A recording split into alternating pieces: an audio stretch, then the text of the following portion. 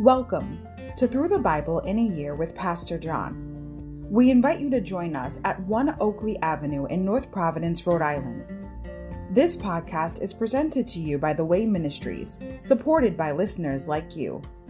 For donations, live videos, podcasts, and more, please visit www.thewayministriesri.org. Thank you and have a great day.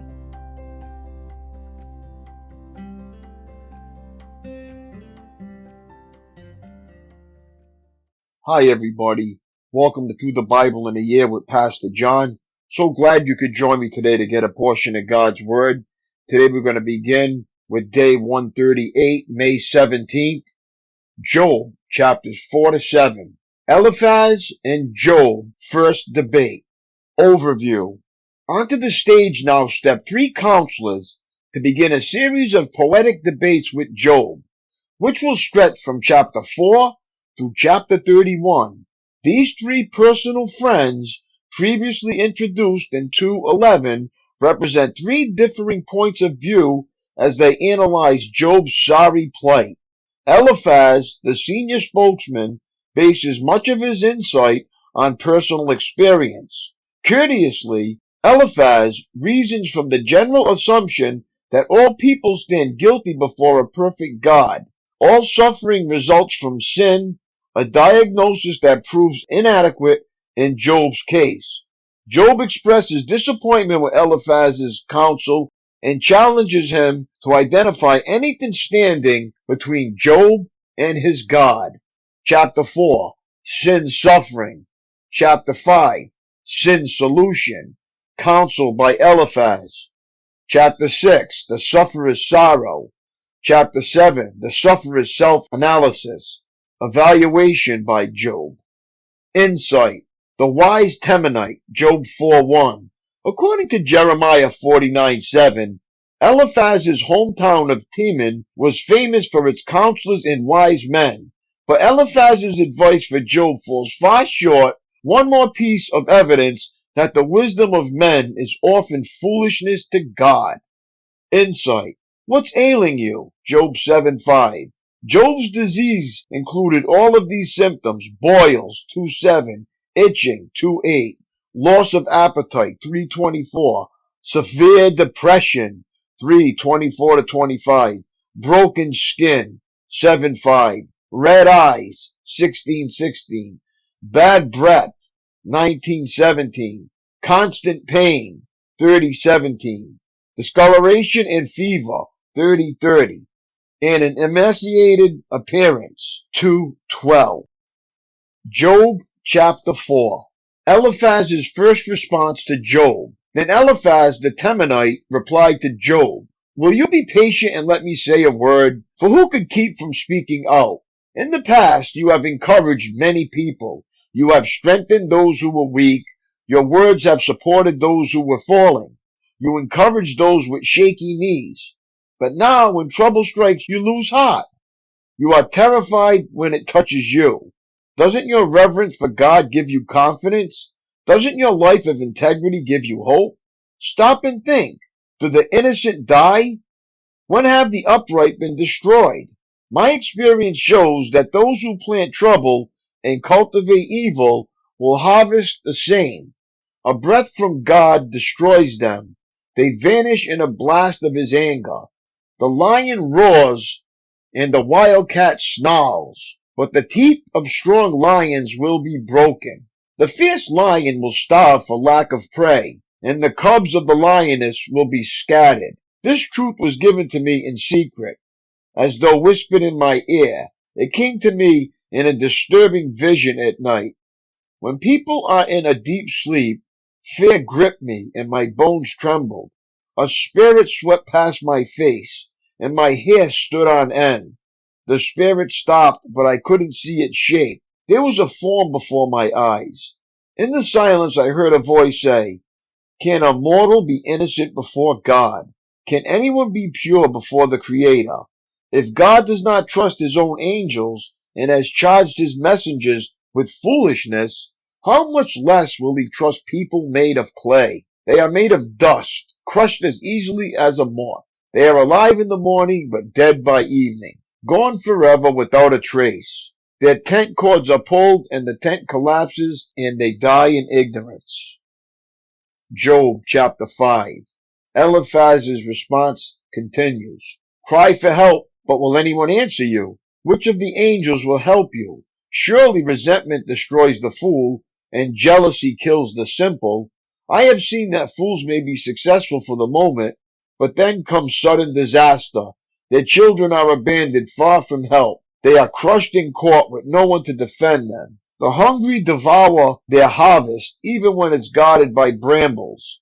The thirsty pant after their wealth, but evil does not spring from the soil, and trouble does not sprout from the earth. People are born for trouble, as readily as sparks fly up from a fire. If I were you, I would go to God and present my case to Him. He does great things too marvelous to understand. He performs countless miracles. He gives rain for the earth and water for the fields. He gives prosperity to the poor and protects those who suffer. He frustrates the plans of the schemers, so the work of their hands will not succeed. He traps the wise in their own cleverness, so their cunning schemes are thwarted. They find it is dark in the daytime, and they grope at noon as if it were night. He rescues the poor from the cutting words of the strong, and rescues them from the clutches of the powerful. And so at last the poor have hope, and the snapping jaws of the wicked are shut. But consider the joy of those corrected by God. Do not despise the discipline of the Almighty when you sin.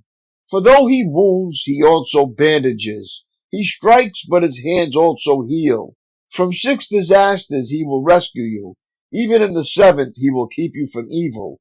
He will save you from death in time of famine, from the power of the sword in time of war. You will be safe from slander, and have no fear when destruction comes. You will laugh at destruction and famine. Wild animals will not terrify you. You will be at peace with the stones of the field, and its wild animals will be at peace with you. You will know that your home is safe. When you survey your possessions, nothing will be missing. You will have many children. Your descendants will be as plentiful as grass. You will go to the grave at a ripe old age, like a sheaf of grain harvested at the proper time. We have studied life and found all this to be true. Listen to my counsel and apply it to yourself. Job chapter 6. Job's second speech, a response to Eliphaz. Then Job spoke again. If my misery could be weighed, and my troubles be put on the scales, they would outweigh all the sands of the sea. That is why I spoke impulsively. For the Almighty has struck me down with His arrows. Their poison infects my spirit. God's terrors are lined up against me. Don't I have a right to complain? Don't wild donkeys bray when they find no grass, and oxen bellow when they have no food? Don't people complain about unsalted food? Does anyone want the tasteless white of an egg? My appetite disappears when I look at it. I gag at the thought of eating it. Oh, that I might have my request, that God would grant my desire. I wish He would crush me. I wish He would reach out His hand and kill me. At least I can take comfort in this. Despite the pain, I have not denied the words of the Holy One. But I don't have the strength to endure. I have nothing to live for. Do I have the strength of a stone? Is my body made of bronze? No, I am utterly helpless, without any chance of success. One should be kind to a feigning friend, but you accuse me without any fear of the Almighty. My brothers, you have proved as unreliable as a seasonal brook that overflows its banks in the spring, when it is swollen with ice and melting snow. But when the hot weather arrives, the water disappears. The brook vanishes in the heat. The caravans turn aside to be refreshed. But there is nothing to drink, so they die. The caravans from Tema search for this water. The travelers from Sheba hope to find it. They count on it, but are disappointed. When they arrive, their hopes are dashed. You too have given no help. You have seen my calamity, and you are afraid. But why? Have I ever asked you for a gift? Have I begged for anything of yours for myself? Have I asked you to rescue me from my enemies or to save me from ruthless people? Teach me and I will keep quiet. Show me what I have done wrong. Honest words can be painful, but what do your criticisms amount to? Do you think your words are convincing when you disregard my cry of desperation? You would even send an orphan into slavery or sell a friend. Look at me. Would I lie to your face? Stop assuming my guilt, for I have done no wrong. Do you think I am lying? Don't I know the difference between right and wrong? Job chapter 7. Is not all human life a struggle? Our lives are like that of a hired hand, like a worker who longs for the shade, like a servant waiting to be paid. I too have been assigned months of futility, long and weary nights of misery. Lying in bed, I think, when will it be morning? But the night drags on and I toss till dawn. My body is covered with maggots and scabs. My skin breaks open, oozing with pus. Job cries out to God. My days fly faster than a weaver's shuttle. They end without hope. Oh God, remember that my life is but a breath, and I will never again feel happiness. You see me now, but not for long. You will look for me, but I will be gone. Just as a cloud dissipates and vanishes, those who die will not come back. They are gone forever from their home, never to be seen again. I cannot keep from speaking. I must express my anguish. My bitter soul must complain. Am I a sea monster or a dragon, that you must place me under God? I think my bed will comfort me, and sleep will ease my misery, but then you shatter me with dreams and terrify me with visions. I would rather be strangled, rather die than suffer like this. I hate my life and don't want to go on living. Oh, leave me alone for my few remaining days.